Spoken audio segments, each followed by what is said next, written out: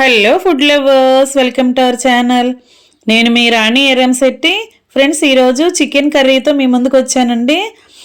ఎప్పుడు చేసే ప్రాసెస్తో కాకుండా డిఫరెంట్గా అనిపిస్తుంది, అలాగే టేస్ట్ కూడా చాలా కమ్మగా అనిపిస్తుందండి. మీరు వీడియోని మధ్య మధ్యలో స్కిప్ చేయకుండా ఫస్ట్ నుంచి లాస్ట్ వరకు చూడండి. ప్రాసెస్ అంతా కూడా మీకు నచ్చుతుందండి. నేను చూపించబోయే విధంగా ఒకసారి మీరు కూడా కుక్ చేసి ఫ్యామిలీకి సర్వ్ చేయండి. ఆ టేస్ట్ అనేది ఇంట్లో అందరికీ నచ్చేలా ఉంటుందండి. ఇంకా ప్రాసెస్ స్టార్ట్ చేద్దాం. 1/2 kg చికెన్ తీసుకుని చూపిస్తున్నానండి. దానిలో వాటర్ పోసుకుని 1 table spoon salt, 1/2 table spoon పసుపు వేసుకుని బాగా కడుక్కొని శుభ్రంగా చేసుకుని పెట్టుకోండి. నీరంతా తీసేసుకున్న తర్వాత దానిలోకి టేస్ట్కి సరిపడా సాల్ట్ వేసుకోండి. ఫస్ట్ 1 టేబుల్ స్పూన్ వేసుకోండి, చాలకపోతే కర్రీలో యాడ్ చేసుకోవచ్చు. 1/2 టీ స్పూన్ పసుపు, 4 టేబుల్ స్పూన్లు పెరుగు వేసుకోండి. సాల్టు, పసుపు, పెరుగు అండి, ఇవి మూడు కూడా ఒకసారి బాగా కలుపుకుంటే ముక్కలకి బాగా పడుతుంది. ఇలా మొత్తం కలిపిన తర్వాత మూత పెట్టుకుని ఒక అరగంట పాటు పక్కన పెట్టుకోండి. ఇలా మ్యారినేట్ చేసుకుంటే చికెన్ అనేది సాఫ్ట్గా చక్కగా వస్తుందండి. ఉడికిన తర్వాత ఫ్రిడ్జ్లో అయినా పెట్టుకోండి. కర్రీలోకి మసాలా ప్రిపేర్ చేసుకుందాం. మిక్సీ జార్ తీసుకోండి.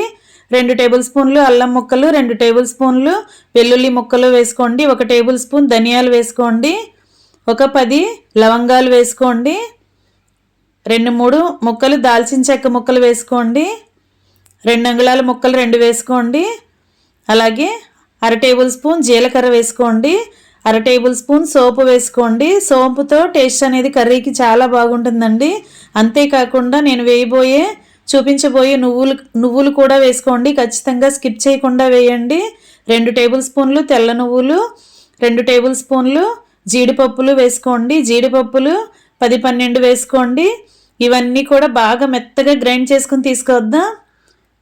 ఫస్ట్ మెత్తగా గ్రైండ్ చేయండి. తర్వాత కొంచెం కొంచెంగా వాటర్ పోసుకుంటూ చికెన్ పేస్ట్ లాగా గ్రైండ్ చేసుకోండి. అదంతా కూడా ఒక బౌల్లోకి తీసి పెట్టుకోండి. ఆ స్మెల్ అనేది, ఆ అరోమా అనేది పోకుండా మూత పెట్టుకుని ఉంచుకోండి మసాలా గిన్నె మీద. ఇప్పుడు కర్రీ ప్రిపేర్ చేద్దాం.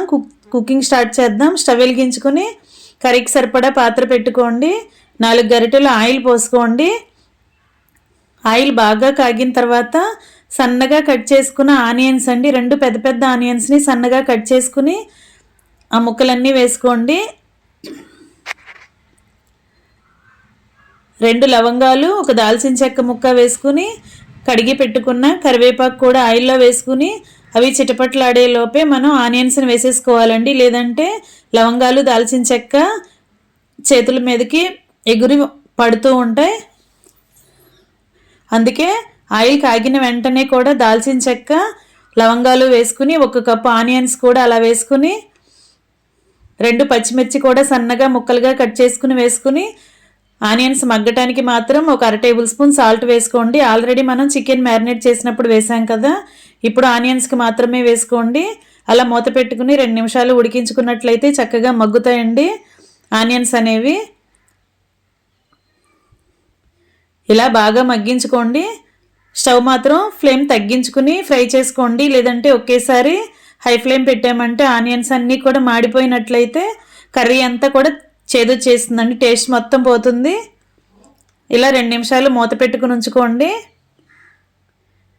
ఒకసారి మగ్గాయేమో చూద్దామండి. మూత తీసుకుని ఇలా చక్కగా మగ్గాయి కదా, ఇప్పుడు మనం ముందుగా గ్రైండ్ చేసి పెట్టుకున్న మసాలా పేస్ట్ అంతా కూడా అలా వేసేసుకోండి ఆనియన్స్లోనే.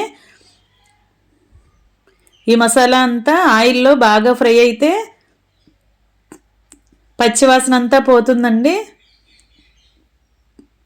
మనం మసాలా వేసిన వెంటనే గరిటెతో ఎప్పటికప్పుడు కలుపుకుంటూ ఉండాలండి. మనం అలా వదిలేసామంటే అడుగంతా కూడా అంటుకుపోతూ ఉంటుంది. ఎందుకంటే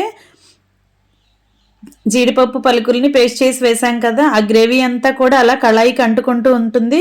ఎప్పటికప్పుడు మనం గరిటెతో అలా తీసుకుంటూ కలుపుకుంటూ ఉండాలి. ఇలా బాగా మగ్గిన తర్వాత పేస్ట్ అంతా కూడా పచ్చివాసన పోయే వరకు మగ్గించుకున్న తర్వాత ఆయిల్ అంతా కూడా ఇలా రిలీజ్ అవుతూ వస్తుందండి. అప్పుడు మనం మ్యారినేట్ చేసి పెట్టుకున్న చికెన్ని అలా వేసేసుకోండి. చికెన్ మ్యారినేట్ చేసినప్పుడు అల్లం వెల్లుల్లి పేస్ట్ వేసామంటే ఆ ఫ్లేవర్ అంతా ముక్కలకి బాగా పట్టేస్తుందండి. తింటున్నప్పుడు అల్లం వెల్లుల్లి ఫ్లేవర్ వస్తుంది. అందుకే మనం ఇలా చికెన్ని సాల్ట్, పసుపు, పెరుగుతో మ్యారినేట్ చేసుకుంటే సరిపోతుందండి.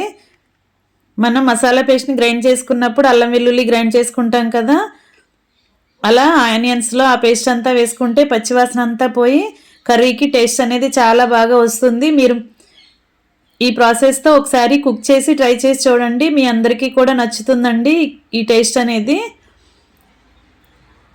ఇలా మసాలా వేసిన తర్వాత మూత పెట్టుకుని 2 నిమిషాలు మగ్గించుకున్న తర్వాత కర్రీకి సరిపడా సాల్ట్ వేసుకోండి. 2 టేబుల్ స్పూన్లు కారం వేసుకోండి.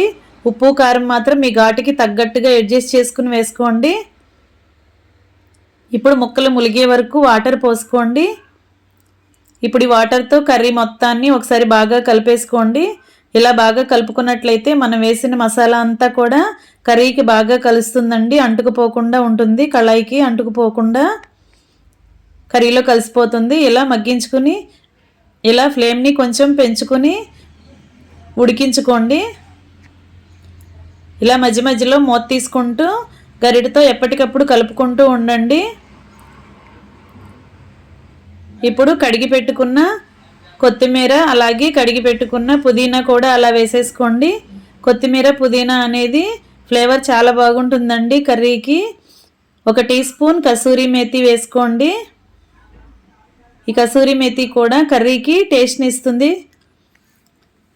ఫ్రెండ్స్, ఇలా నేను చూపించే విధంగా మసాలాను ప్రిపేర్ చేసి చూసారంటే టేస్ట్ చాలా చాలా బాగుంటుందండి. మీరు ఎప్పుడు వండే కర్రీలా కాకుండా డిఫరెంట్ టేస్ట్ అనిపిస్తుంది, మీ అందరికీ నచ్చుతుందండి. ఒకసారి గ్రేవీని టేస్ట్ చూడండి, సాల్ట్ కానీ కారం కానీ చాలకపోతే మీ ఘాటుకు తగ్గట్టుగా యాడ్ చేసుకోండి. ఇలా కొత్తిమీర అంతా కూడా పుదీనా అంతా కూడా అలా కర్రీలో బాగా కలిపేసుకున్నాం కదా. ఇప్పుడు ఫ్లేమ్ని తగ్గించేసుకుని మనకి కావలసినంత గ్రేవీ వచ్చే వరకు అలా ఉడికించుకోండి. ఇంకా స్టవ్ ఆఫ్ చేసేసుకుందాం. ఇంకా రెడీ అయిపోయిందండి నువ్వులు కాజు chicken curry, chicken gravy curry. చాలా చాలా టేస్టీగా ఉంటుంది. వీడియో నచ్చినట్లయితే లైక్ చేయండి, అలాగే మీ ఫ్రెండ్స్కి ఫ్యామిలీ మెంబర్స్కి రెసిపీ షేర్ చేయండి. నా ఛానల్ని ఫస్ట్ టైం వాచ్ చేసిన వారైతే సబ్స్క్రైబ్ చేసుకుని పక్కనే ఉన్న బెల్ ఐకాన్ని కూడా యాక్టివేట్ చేయండి. నేను పెట్టబోయే రెసిపీస్ అన్నీ కూడా మీ ఫోన్కి నోటిఫికేషన్కి వస్తాయి. ఏ రోజు రెసిపీ ఆ రోజు ఓపెన్ చేసి చూడొచ్చు. Thanks for watching. నేను మీ రాణి రంసన్.